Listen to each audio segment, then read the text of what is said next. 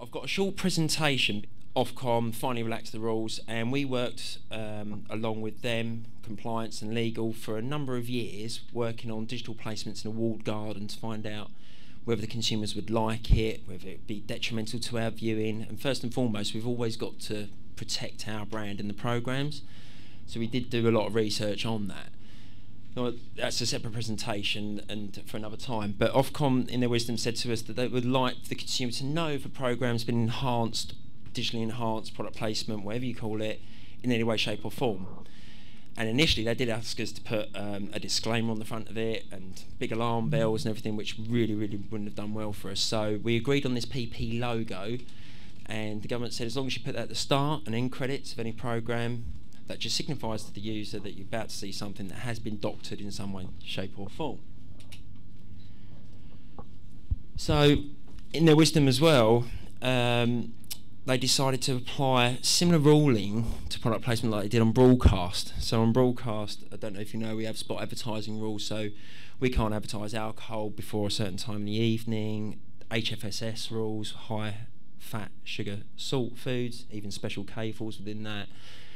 So what the government did say was no news, children's, current affairs or consumers advice, religious shows. Religious shows fine, but current affairs falls into so many different things like Daybreak, This Morning, anything that covers a current topic out there where they're interacting or engaging with audience, that becomes current affairs. We can't touch that. You can do it in films, we've all known that. Series made for TV, that becomes soaps, and drama, such like. Sport, as and where we can, rights permitting. And then you've got light entertainment. Now that does include the likes of X Factor and Britain's Got Talent, the big beer morphs. No PP for tobacco, alcohol. So obviously you can imagine ITV produced Coronation Street and Emmerdale. Both got pubs in them, both got made up beer brands. So we were a bit disappointed that that one still holds fast. But at VOD, which is another part of the European Commission, have said the guidance rules must apply for any TV-like content.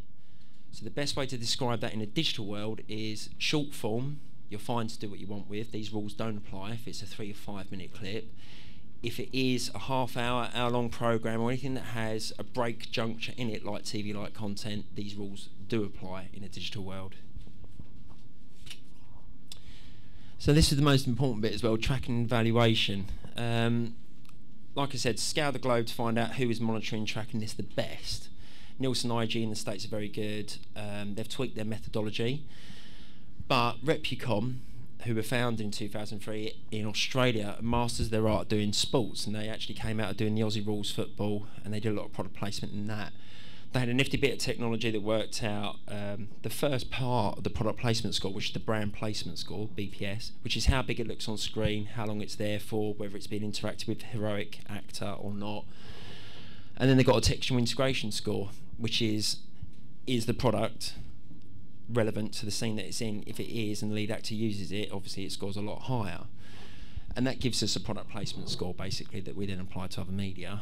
But they were very good, and they've been doing this for 2003, and they worked with Mindshare back in 2003, part of the WPP group. And actually Mindshare in the UK, the first ones to do the product placement deal with us, with Nestle as well. It would be nice as well, just to mention this as well, I think Channel 4 and Sky, they've all got their RFPs out at the moment, and what would be really nice is all the big broadcasters use the same people for the methodology, because when we do approach the market, it's nice that a third-party independent company evaluating this, not me just licking my finger, sticking it up in the air and saying it's worth this much. So they were good, very good at this technology. I'm sure you guys have probably seen loads of different technology from loads of different product placement companies or prop placement agencies. But the first part of the score was all about location, where it is on screen. If it's in the centre, it's worth more, then up and then down. The further down you go, the less expensive it is. The duration, I thought this was going to be a big thing. If you had the product in screen with lead heroic actor for 30 seconds, surely it's got to be worth more than 10. And actually the research said no, it doesn't. It plateaus out. Actually within 3 seconds, subliminal conscious can take in 200 messages. So the best example with Sky, when a presenter's standing there in front of the wall with all the logos behind them, you max out at 6 seconds. After 6 seconds, the human brain's taking all that messaging on the screen, so actually you can't charge any more after that 6 seconds, so it plateaus out. Then you've got multiple exposures as well, so the best way to measure this would be you could layer audio, like a radio ad in the background, have a poster in the background, and then so-called product in the foreground, so they measure all those kind of 3 things. And then you've got the size, so how big is it on screen at any one time. Now you're never going to get 100% in that score, because by fault of nature the logo would take up the full screen, which then becomes a spot ad, so that's never going to happen. But what was nice is, again, this third-party company is saying, you know, there's a certain point that you do plateau out. So it's quite nice, again, that a third company is telling us all this technology, and there's another research presentation behind all the methodology behind that. Where it gets interesting for us is this contextual integration score. This is the biggest subjective thing in the world, obviously, but in the States they've got 53 of these steps. In Asia they've got 2. So, you know, it's horses for courses, and every country has their own governing body which allows them to implement it in their own way. But here in the UK, and again under Repcom's guidance, we decided on the 7 steps to heaven. And as you can see, you've got everything from passive unbranded products integration all the way through to active branded products integration with audio reference, lead actor picking up so-called drink and verbally referencing it as well, which in this country is going to be few and far between, just simply because of all the legal. Undue Prominence Act still applies. An Undue Prominence Act is now being rewritten or revisited because obviously it's very grey and not very clear, and because of product placement it kind of contradicts a lot of the things that undue prominence actually has. So that's actually been taken a look at. I think what we will get in the UK is a lot passive and active branded product integration, lead actor stepping into so-called car and driving off. You know, there will be that, but whether or not you'll get to the point where lead actor jumps in and says, like, let's get in the Merc and drive away really quickly is another thing. So that still passes an undue prominence test. So making it happen. ITV, unlike some other broadcasters, have decided that we will listen to anyone that actually has a case. If we have an opportunity in a certain show, programme, drama, whatever it may be, we will let everyone within the market know. Not just media agencies, we'll let production companies know, prop placement agencies, and then it's up to the client to actually tell us who they'd like us to deal with as well. So at the end of the day, it comes down to the clients. Some agencies and some clients want their preferred current prop placement agency to deal with their stuff because they know what they're doing in terms of the back end and the insurance and everything else that goes along with it, all the way through to some other clients letting the media end go through their preferred supplier and then the back end go through their prop placement agency. At this point, I will point out that we're always going to need prop placement agencies. We can't sell everything and everything on screen at any one time. It's just going to be impossible to do.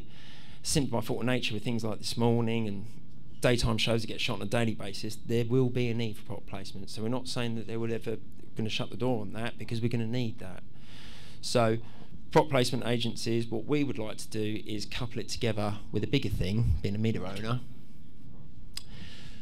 So like I said, it's a two-way process within ITV. First and foremost, the idea should come from the editors, commissioners, producers. They know their programme, they're masters of their art. They can tell us what they think they need. New characters entering set in week 2 who happens to work for British Gas or whatever. We need to make sure that then the idea they've given us is compliant. Once I get the okay from compliance, again goes to legal, because there might be a licensing deal attached to that. And then once I've jumped through those 3 hoops, then we can actually go to market, fly that, people register their interest, and then we get you to sign an NDA, and then we come back and we'll take you through the methodology and the pricing and everything else that goes along with that, and then it becomes a bidding process, a bit like sponsorship within ITV as well. This is what we do within Coronation Street and a lot of the other big shows that we do. But like I said, product placement's fine and it's great and it's new. It's the biggest thing that's happened within probably the media landscape in the last 10 years, but on its own, it's not going to shift loads of product. I think the Americans do it very well, actually, in that they've got very, very clever, where they will do a tactical spot. So you've got a 30-second brand building spot of so-called shampoo. Eva and Desperate Housewives then saying, oh, I've had such a long day, I need a nice relaxing shower, going in, use this so-called product, and then at the end, in the ad break, with 10-second call to action saying, click here now for your, or press red button for your free sample. That's the ultimate sales funnel within one piece of audiovisual content, as far as I'm concerned, because you've got brand building, brand affinity metrics, and then a call to action at the end, or promotion. Couple that in with licensing, it becomes a bigger thing, because what marketeers will want to do is to put an ROI on this, or some sort of evaluation. They're not just going to whittle their money away. So with licensing packages, for instance, and the best example, I suppose, is Britain's Got Talent with Domino's 2 years ago. Last 2 years, Domino's had a nice relationship with us where they took all their offline marketing and licensing with it. So all their outdoor bus advertising had Britain's Got Talent on it with Domino's. You voted on your star pizza, which then became a real pizza within Domino's. There was a customer loyalty scheme. When you walked into Domino's, Britain's Got Talent was everywhere. So that's where you can really take it. And I think that's where, especially a lot of maybe the unbranded product placement people, like the furniture people of this world, where they can't, for instance, if you're DFS, have a DFS logo on the sofa, but it's synonymous to DFS. What you can do is then activate that license for them, take that offline, then when people walk into DFS, as seen on Coronation Street or as seen on the Rugby World Cup where people were sitting. So I think attaching it on its own, it's great, but attaching it with licensing, with online and digital and the way it's going, everyone's watching through connected devices. It's a simple tappable or connected device at the end of it, so there's a lot more call to action that you can do as well. But like I said, on its own, we've done research that says brand awareness metrics move, but it'll work like sponsorship. The brand affinity metrics, or the propensity to buy a Mercedes, will move over time. Lead actor uses Mercedes after a while. I like lead actor. All of a sudden, I know this car. Yeah, I do want it. How do I order a brochure? So this will happen over time, and it does the work like sponsorship in a drip feed way. And that's it.